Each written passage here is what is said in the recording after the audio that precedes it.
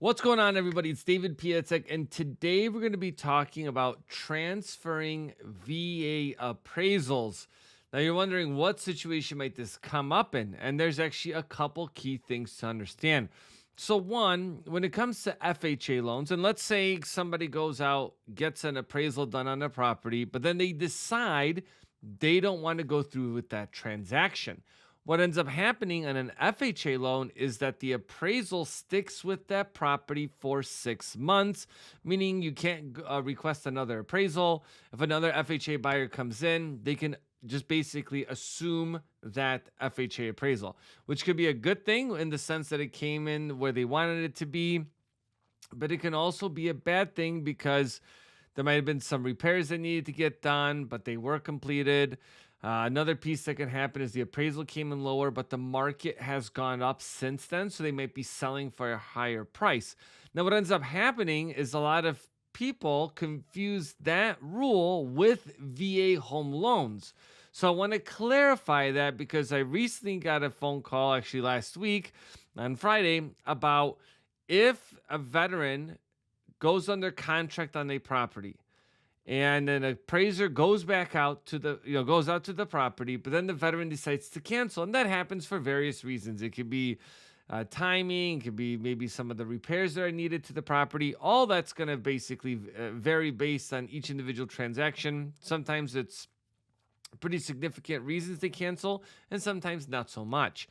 But the agent had a question on if if the appraisal was already done, does it stick with that property? And the answer to that is it does not.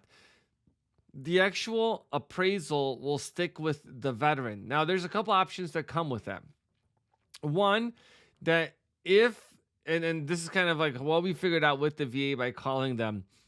So when I talked with them, they basically said, look, once you're under contract on the new veteran is under contract on the same property that had an appraisal done by a prior veteran, they could submit that to the VA, and then they could then initiate that transfer to the new veteran. It's based on what's called a case number. So if you ever look at like your old VA home loan and you look at the old appraisal, you'll see there's a case number assigned to your basically to your file. And essentially what we're doing here is requesting that that case number be transferred to the new buyer, which is also a veteran purchasing the property. Now, you could either request that transfer, or what you can do is request a new appraisal to be completed. Now, again, variety of things happen. If you're within that 6 month period, values may have gone up in an area and they might be selling now for a higher price point. And so you now I would say most likely want to get a new appraisal done so you could then meet or at least try to match what you're purchasing the property for. Now, we're going to have some videos coming up talking about the differences in purchasing a property, like a purchase price and appraised value. And also we're going to talk about replacement costs. So that video is going to drop in the next 2 weeks, because it's really important to understand when it comes to price, how do you come up with that from your offer perspective, and also in what ways does the VA actually protect you. Now, a couple things to know about the VA appraisal that's different than a lot of other appraisals, and we did do a couple videos on it, but I think it's always good to have a refresher because, again, there's a lot of reasons why a veteran going under contract on a home may have canceled that transaction. Now another veteran's coming in saying, look, I'm okay with those things and I still want to purchase the property.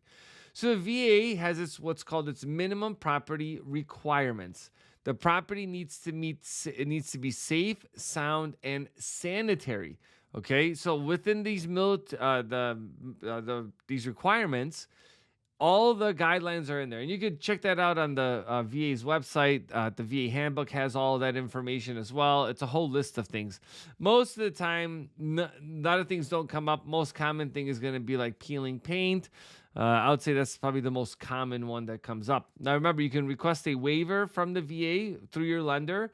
They can make that request for you because when you get the appraisal back after the appraiser goes out, you might be subject to repairs, right? And your lender will tell you like, hey, appraisal came back. It was subject to peeling paint on the deck, peeling paint on the garage doors and trim. So that can happen. And that's like a big stopping point for a lot of veterans. But the other year, VA came out and said that, look, if a veteran wants to be able to move that to a post closing piece, meaning that after the veterans purchased a home, they can set up an escrow account afterwards or during that process and then do the repairs themselves. Now, look, I'm not an attorney.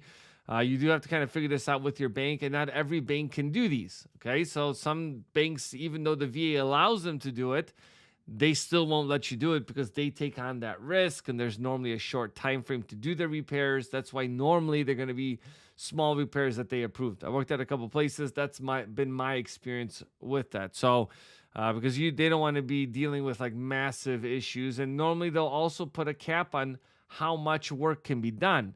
That's another piece, right? So sometimes they'll be okay with like, okay, look, painting maybe $1,000. They're gonna set aside maybe 1,500, like 150% of that, just in case that work isn't completed by you. Then they can hire someone to come out and finish that work. That is a pretty important piece to understand with this, is that work normally needs to be completed pretty soon, and it does not have to be weather related. Unlike FHA loans, VA loans doesn't require that. It's kind of a blank statement. But that weather, if weather is an issue for you to be able to complete that work, that can be an issue in itself for timing perspective, right? Like if you are, let's say in Chicago in the winters, you're not painting outside, right? It's freezing cold all the time. At least during that time, you have to wait for it to be okay to paint. Otherwise, you're going to be painting and just wasting a bunch of money. So those are things to consider.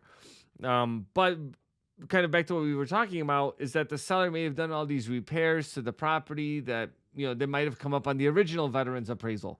Well, in this case, right, all these improvements that, we could be categorized different ways, have been completed. Now we might be looking at a higher value because of that. Again, these are all things to consider in the home buying process, but this is just one small piece that a lot of people get confused, and the devil's in the details when you're getting a VA home loan. You really need to understand how it works. If you guys are interested in using the VA loan, you can schedule with me down below in the description. If you have any comments or any videos you guys would like to learn about when it comes to the VA home loan, finance, real estate, credit budgeting, any of that fun stuff, drop a comment down below, because I get these video ideas from you guys dropping comments and also reaching out and talk to me. I'll catch you guys on the next video.